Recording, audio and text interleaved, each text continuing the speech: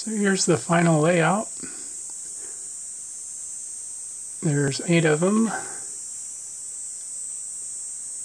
And I've got a flashing pattern of a smiley face here, but I don't think the camera would pick up on it. The idea is you wave it back and forth, and wiped into your retinas is a little animation of a smiley face or your name, whatever you program. If I had to do this again, I would make the beams closer together. With this Lego, if all the beams were parallel, they would be close enough, but I guess they widen out when I move back and forth, which means they are dispersing in their distance. And when you get about 10 feet away, they're about 4 inches apart from each other.